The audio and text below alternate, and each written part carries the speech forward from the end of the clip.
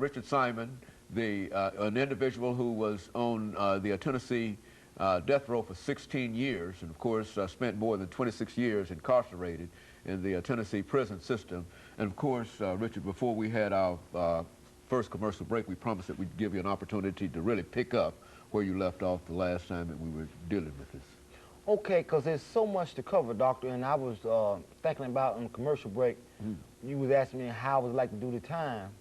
What stuck out in my mind was a spiritual phrase that says, the Creator only changes the condition of a person once they change their heart. Okay. And so as I was doing my time, you know, I was angry at myself, I was bitter, and had a chip on my shoulder. And once I got that chip off my shoulder and realized that I was there for a reason other than I put myself there, that I could turn a negative into a positive, I started doing better time out in the population. Because when you go through the trauma of being on death row, getting execution dates, getting stays and stuff, because I was trying to explain to you one time, I had several execution dates and several stays, but one time the paperwork got messed up, and I didn't get my stay in the appropriate time. And the warden at that time, I believe it was Ricky Bell at TSP, sent me a letter and told me that if I didn't get my affairs in order, within 72 hours, he was going to send me to death watch. And even after all those years of being on death row, they had carried it to another level. So it like opened my eyes and more, and basically really made me pray a little harder about, man, I want out. And so there's no way to explain, I guess, what's like to be on death row. It's like, man, it's like you condemned to die. That's a great word, condemned. No matter what you try to do, they say you do your time. Don't let the time do you. I mean, I had to go ahead and submit to say I didn't want to live no more. So I was always wrestling with the issue of death row. Not the confinement part, but just the fact that to say I didn't love life. I didn't want to have any remorse. I didn't want to make a difference. I didn't want to tell my younger nieces and nephews, okay, man, I made a mistake. That, okay, don't glorify this. Somewhere along the line, someone glorified prison and told the young people that's the thing to do. All right, go on, talk but about it. Believe me, prison is not many happy people in prison. There's a few people who like it there because of their situation, but 99.9% of the people in prison do not like being there. So you got a bunch of people who got attitudes, drug problem, alcohol problem, they done took tobacco out there. Got a lot of people upset about where they at. So prison is not a fun place, contrary to how they project it in the media and on different videos and stuff.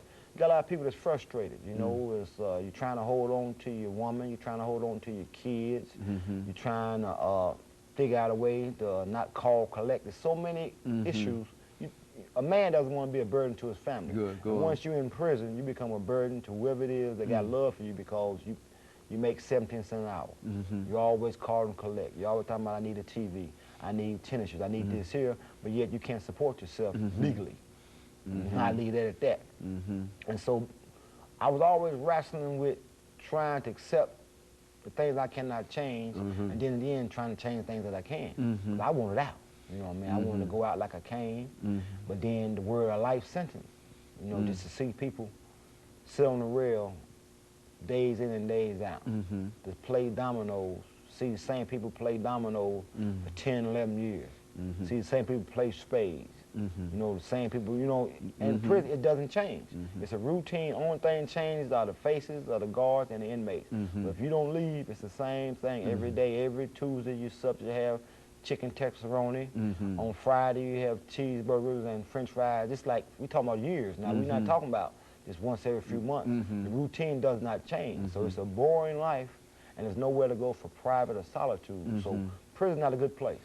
You know, if a person is honest with himself, he realized once he come to prison, he got to realize he done messed up.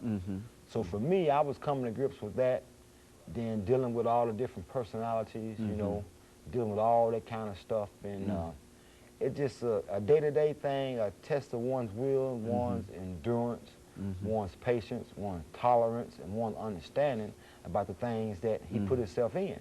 And you know, in order to get out of prison, you got to be worthy. Because I've seen a lot of people get out, and I've seen a lot of people come back. So I'm seeing all this here with so much time I had. I see certain people come back, I see certain people don't come back. I was trying to find out the common denominator, to what brings up back. recidivism back. And it's drugs, alcohol, and women. Those you know are, what I mean? If you can't manage those or stay away from those, or no one wants to stay away from women, so that's why I say manage. If you can't do what's right and do it in moderation, you're going to do it in excess. And you do those type of things in excess, your life is going to be unbalanced. And, you know, I was seeing, why was people coming back?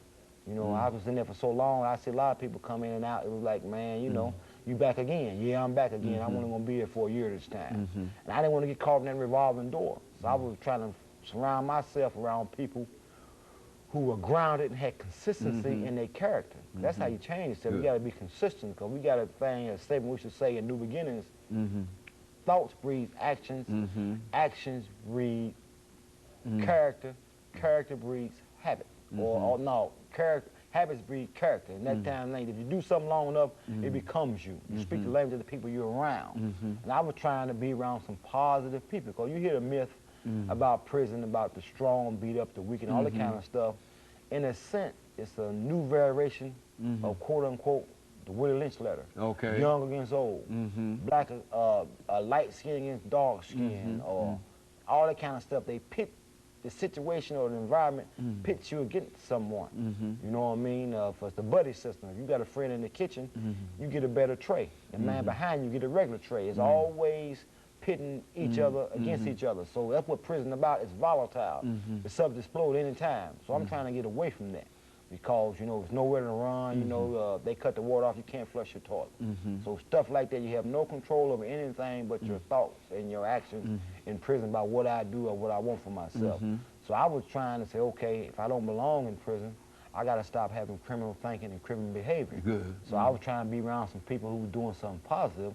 And we got a common, a gentleman we know, like Bill Allen. I was blessed to go to a prison where he was at, and to where he was been like a mentor and a friend and brother to me, to show me that I could do good time and still hate prison. I don't have to like being in prison and just exhibit that with negative character. So you can be cool and be responsible and be laid back and still fight to get out. That's why, you know, I relish that friendship I got with that brother, because people like him dispelled the myths of prison for me, that you couldn't change. You know what I mean? That if you made a bad mistake, it didn't define who you were. That you can come to prison and, like I say, take a negative and turn it into a positive. Because, you know, we had a saying over at Riverbend that every now and then you might see the strength of a blade of grass grow through some concrete. Okay, very good. And of course, Richard, let me take this second commercial break, after which we'll be back with our audience in a few seconds. Thank you. Richard Simon.